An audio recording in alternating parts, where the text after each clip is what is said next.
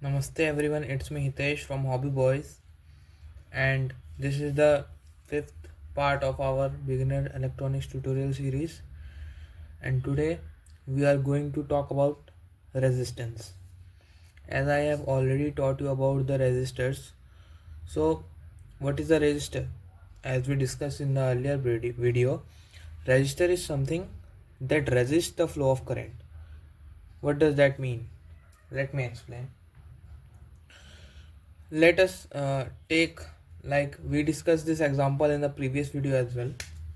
Let us take that uh, this is a container and it contains something, like let us say this is a battery and it contains current. So let us take this as a wire.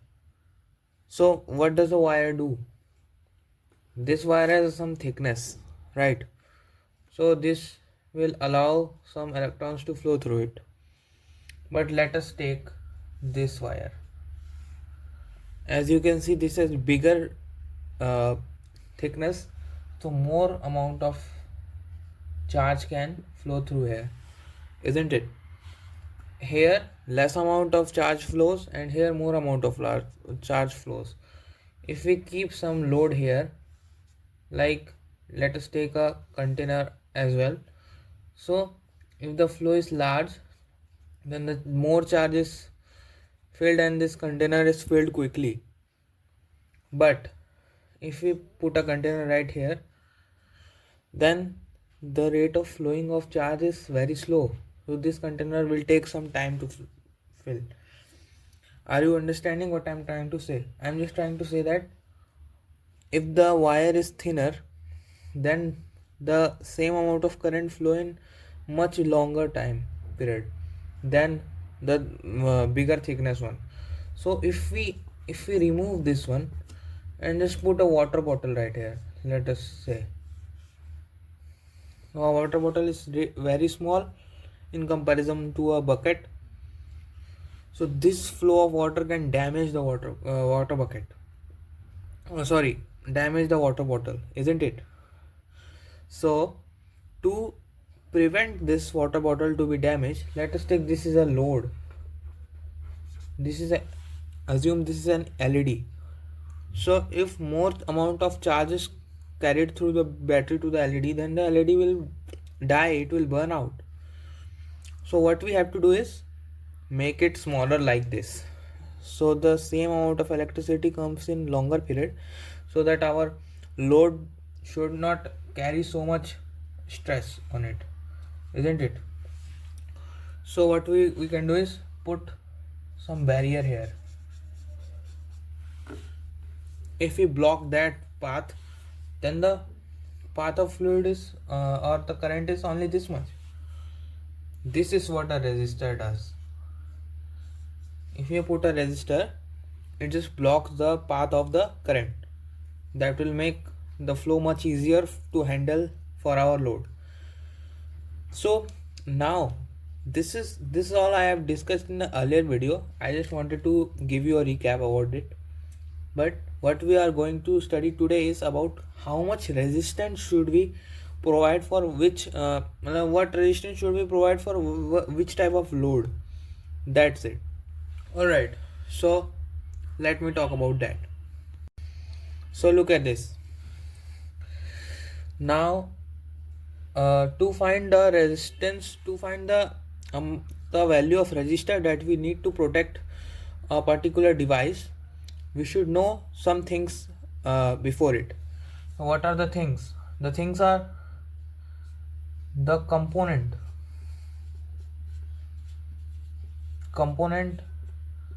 like or device that we are using,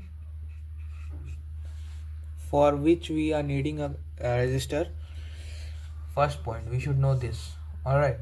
Second point, we should know the voltage of power source.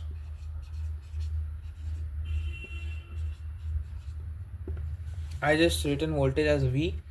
So V stands for voltage, and voltage of power source should be known by us. The third one is We should know the voltage capacity of load. The load means the component that we are using for this. We should know the voltage capacity of that load as well. And along with that, what we need is we need the amperes. Ampere means it stands for the SI unit of current. So we should know how much current should be supplied to the load. Ampere of load.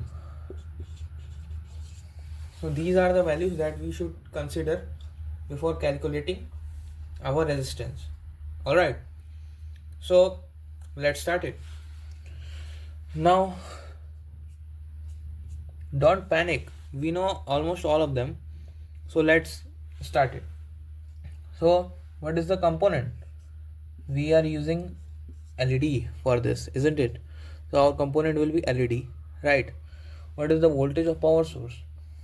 We are using a 9 volt battery. If you are using some other type of battery, then you should write the voltage of that power source. Alright, now what is the voltage capacity of load? Now I would like to tell you something. Voltage capacity of load is something that we get in a slip, or like a small slip is provided by the manufacturer of our LED from where we bought this product to us, and it is mentioned there about the all the specifications like voltage capacity of load or ampere of load, blah blah blah. So I recommend you to keep that with you, or just know about your manufacturer. By knowing about your manufacturer, you can surf online and use a voltage capacity or ampere of the load easily. So that's one tip that I wanted to give you. Now let us continue. So what you all know is it may differ in your case, but for mine this is 3.2 volts. All right, for my case, my LED has a voltage capacity of 3.2 volts, and the current that my LED can bear up is 24 mA. I have already told you about mA. mA means milliampere. So what does milliampere means? Milliampere means the thousandth part of an ampere is called milliampere. So as we know that we have to get the ampere, so milliampere is thousand part. So what will it be? It will be 0.024 amperes. Okay, now we have got all the data, isn't it? Now what we have to do is just put it in here.